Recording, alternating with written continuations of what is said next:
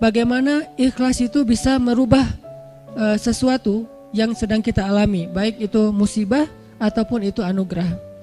Kemudian bagaimana cara kita menjadi seseorang yang mukhlis, sampai ke derajat tertinggi dari mukhlis itu adalah mukhlas.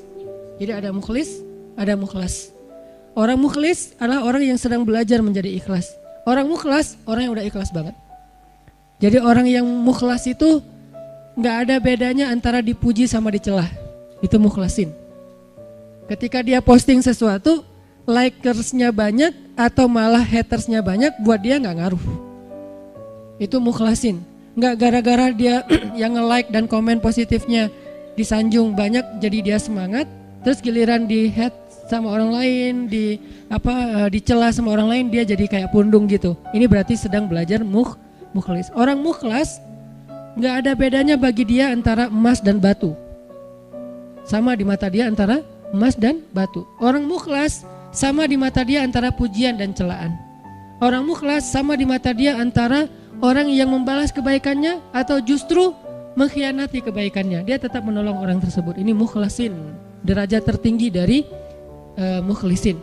Sehingga para anbiya kayak Nabi Yusuf, Nabi Musa, Allah menyebutnya mereka adalah mukhlasin. Wadhkur fil kitabi Musa innahu kana mukhlasan wa kana rasulan nabiyya. Salah satunya. Coba kalian ingat kisah tentang Musa. Musa adalah seorang hamba yang mukhlason, mukhlas banget, yang udah gak ada bedanya dipuji orang, dicela orang, diikuti orang, ditinggalkan orang, buat dia gak beda. Dia tetap berbuat baik, dia tetap taat kepada Allah. Gak ada bedanya ketika dia berhijrah, kemudian hijrahnya ini menguntungkan atau hijrahnya ini menjadi ujian. Dia tetap berhijrah karena dia tahu hijrah itu baik. Dia tetap jujur karena jujur itu baik. Gak ada bedanya ketika dia jujur menguntungkan atau jujur malah jadi ujian. Saya gak bilang merugikan ya, karena jujur gak mungkin rugi, taat gak mungkin rugi, taubat dan hijrah gak mungkin rugi, cuman ujian. Buat dia kalau tahu itu baik ya dia lakukan. Mau untung, mau jadi ujian, ya buat dia pokoknya lakuin aja. Ketika dia misalnya dalam sebuah transaksi gitu, dia jual beli mobil. Kadang-kadang gara-gara terlalu jujur, apalagi jual beli mobil second gitu, kalau jujur resikonya kan agak susah cari untung nih. Dia bilang ini tangan pertama, karena emang belum berubah nama, tapi udah tangan ketiga padahal. Dia bilang ini belum pernah kecelakaan, mobilnya sehat banget. Kalau yang masih modelnya analog malah bisa diulik supaya kilometernya dikurangin. Gak tahu kalau yang digital.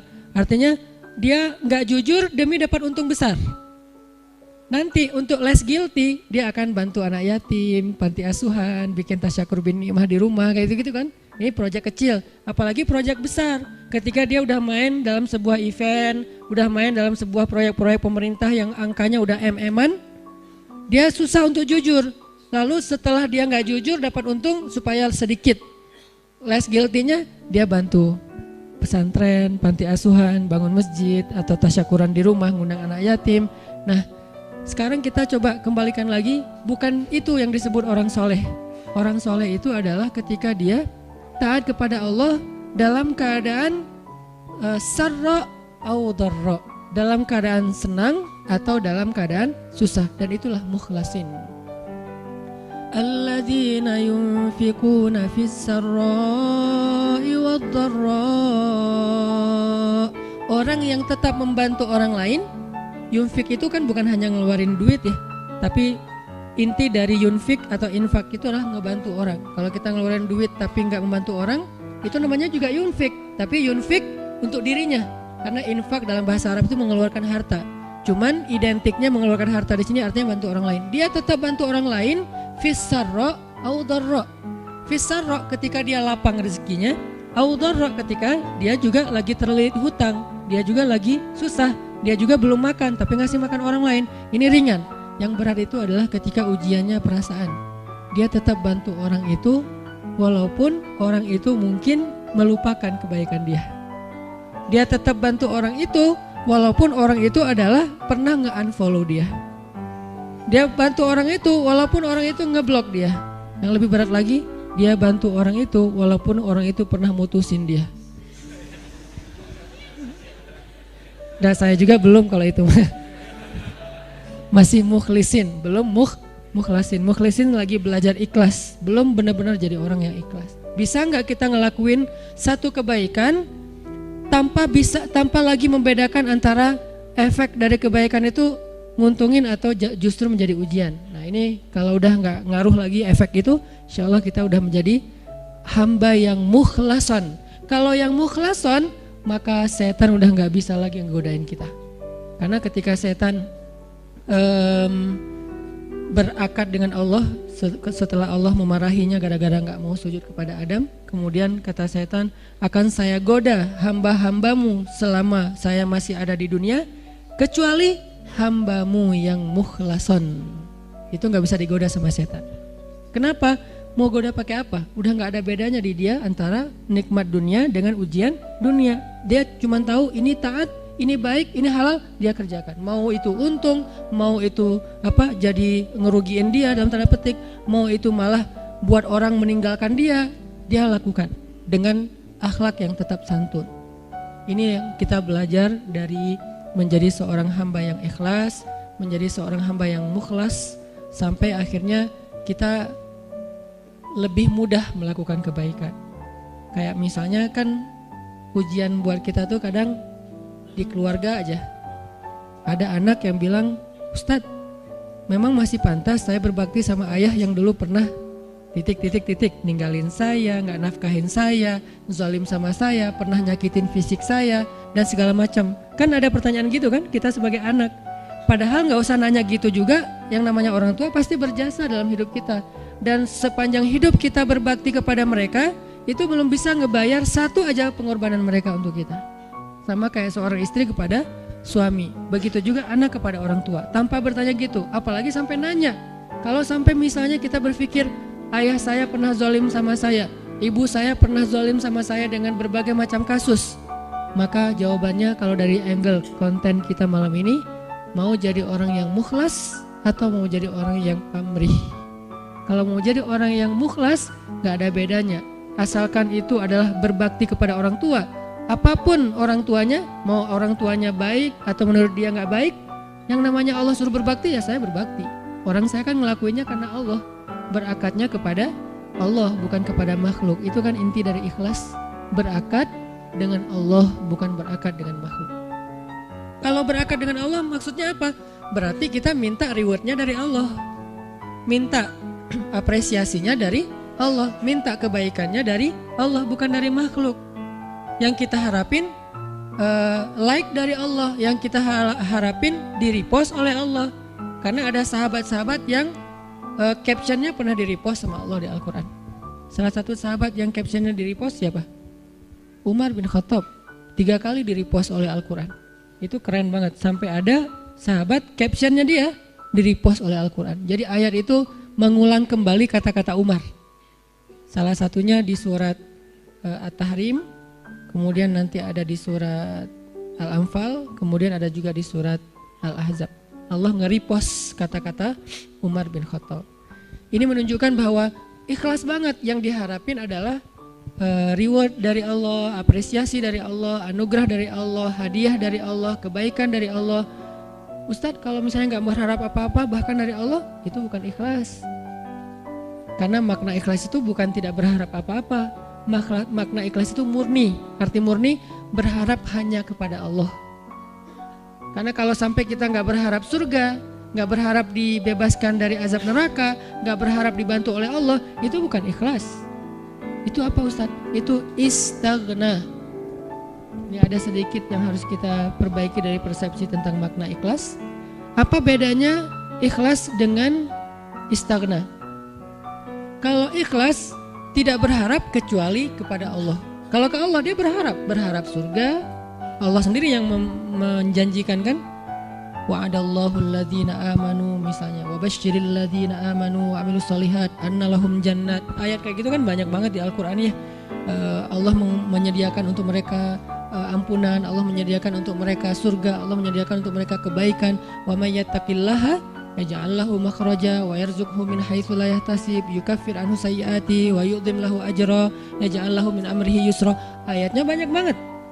Kalau Allah udah nawar-nawarin terus kita bilang, "Dah saya emang enggak butuh itu." Itu namanya istagna. Istagna arti bahasanya merasa nggak butuh. Terjemahan lebih umumnya lagi, sombong. Jadi kalau kita nggak berharap apa-apa ke Allah, justru Allah tuh nggak suka. Bukan Allah salut, hebat ya hamba ini ya, ngelakuin kebaikan nggak berharap apa-apa. Enggak, itu Allah nggak suka. Kalau kita ke teman, kita suka. Karena ketika dia berharap sesuatu ke kita jadi beban. Kalau Allah itu nggak jadi beban. Jangan samakan Allah dengan makhluk. Ketika kita berharap terus Allah jadi beban. Ntar dulu saya mau cuti, kenapa? Bebannya banyak banget, semua orang berdoa ke saya. Kan gak gitu Allah. Masa ketika kita berdoa Allah jadi beban? Bukankah Allah berfirman, kullu yaumin huwa fi sya'an. Setiap hari Allah sibuk, walaupun sibuk, wala ya'uduhu hifzuhuma. Allah gak pernah kerepotan. Wala ya'uduhu hifzuhuma. Allah gak pernah kerepotan untuk memelihara, menjaga dan memberikan hak huma, langit dan bumi dan apa yang ada di dalamnya. Jadi ikhlas itu bukan gak berharap apa-apa teman-teman. Ikhlas itu tidak berharap kecuali kepada Allah saja. Ke Allah berharap surga. Ya Allah beri saya surga. Sampai Nabi bilang kalau kalian minta surga, mintalah surga Firdaus yang paling tinggi. Jadi puncaknya Firdaus. Apakah Nabi kurang ikhlas? Bukankah ikhlas kita belajarnya dari Nabi? Adakah yang lebih baik ikhlasnya daripada Nabi? Tidak ada. Bahkan para anbiya pun belajarnya kepada Rasulullah seandainya mereka sezaman. Bukti mereka Nabi lebih baik dari mereka apa? Semua Nabi itu nggak mention Nabi Muhammad. Semua Nabi dari mulai Nabi Adam, Nuh, apalagi Rasul ya, Nuh, Musa, Ibrahim, semua Nabi dan Rasul pernah mention tentang @Muhammad_Abdullah. Semua pernah mention di postingan mereka. Bahkan banyak kayak Musa sering, Nabi Ibrahim bahkan dalam doa-doa beliau nggak mention Nabi kan. Sehingga Nabi Muhammad itu udah dikenal dari sejak zaman Nabi Adam. Kapan ya Muhammad datang? Lewat satu zaman, belum muncul. Lewat zaman kedua, kapan ya Muhammad yang dimention itu datang? Jadi setiap umat yang soleh pasti nungguin Rasulullah loh. Umat Nabi Adam nungguin Nabi Muhammad, umat Nabi Nuh nungguin Nabi Muhammad. Tapi mereka tahu bahwa Nabi ini akan muncul, cuman gak tahu kapannya. Ternyata beruntungnya kita, beliau muncul dan kita menjadi umatnya. Yang pengen jadi umat Nabi Muhammad itu bukan cuma kita teman-teman. Semua umat Nabi itu pengen jadi umat Nabi Muhammad. Walaupun mereka gak bilang, aduh nyesel jadi umat Nabi Musa. Gak gitu juga sih. Mereka menghargai Musa, cuman mereka juga kayak berandai-andai punya wish gitu ya. Bisa gak ya jadi umat Nabi Muhammad? Kenapa?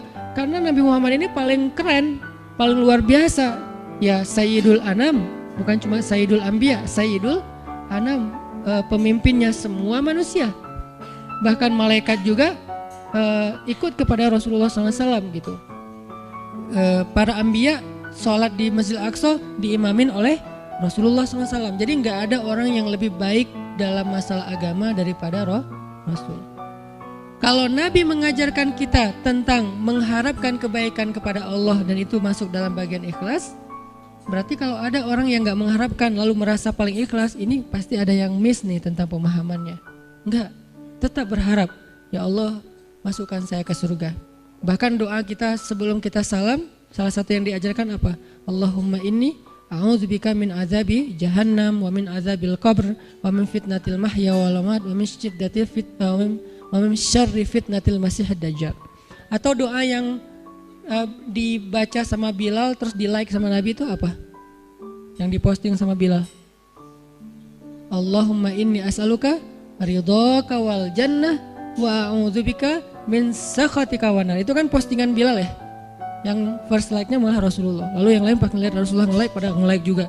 Akhirnya malah di save gitu postingan Bilal dan dihafal. Kemudian di repost sampai zaman kita sekarang. Isinya apa itu? Meminta dan berlindung. Berarti mengharapkan kan? Meminta berarti mengharapkan surga dan ridho Allah. Berlindung berarti mengharapkan terbebas dari neraka dan kemarahan Allah. Ini berarti ikhlas. Jadi kalau kamu kenapa puasa? Biar ujian nasionalnya lancar. Oh gak ikhlas tuh. Ikhlas kalau berharapnya ke Allah. Kenapa tahajud? Biar nilainya bagus. Ikhlas kalau berharapnya ke Allah. Kenapa ini? Karena ini. Kenapa ini? Baik urusan dunia maupun urusan akhirat selama halal ya. Karena kalau kenapa sekarang kamu rajin tahajud? Biar gua bisa dagangannya laku. Padahal dalam berdagang dia banyak curang. Ini nih agak klise nih. klise sekali ya, mirip-mirip dengan orang Khawarij di zaman sahabat. Sampai Nabi bilang gini, ini klisenya Khawarij ya. Kalau di zaman kita menurut sebagian besar ulama dan saya sepakat dengan itu seperti ISIS. Klisenya Khawarij itu apa?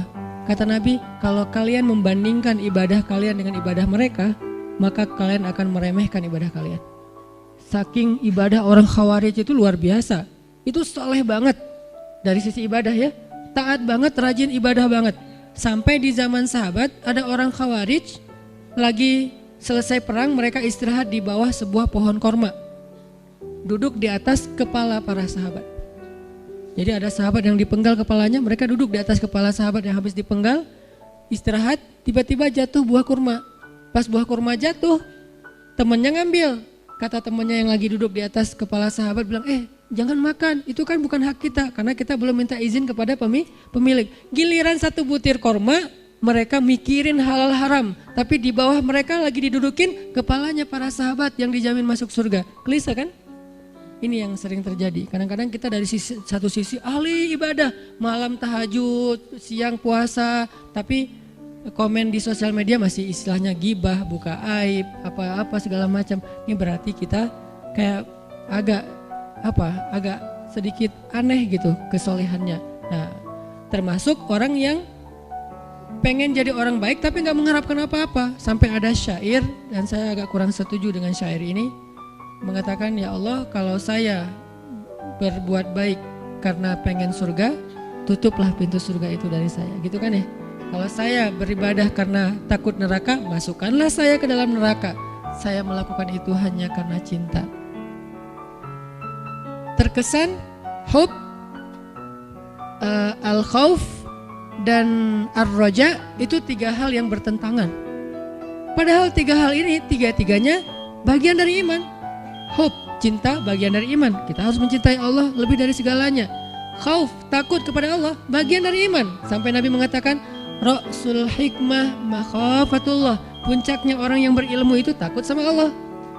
Jadi orang yang paling takut pada Allah, yang paling banyak berilmu. Innama yakhshallaha min ibadihi al-ulama. Orang yang paling takut kepada Allah di antara hambanya adalah orang yang berilmu. Begitu juga dengan ar-raja. Siapa yang mengharapkan kebaikan di sisi Allah, maka dia mendapatkan apa yang dia harapkan, termasuk niat. Maka yang paling tepat di antara makna ikhlas, ikhlas itu tidak berharap kecuali hanya kepada Allah.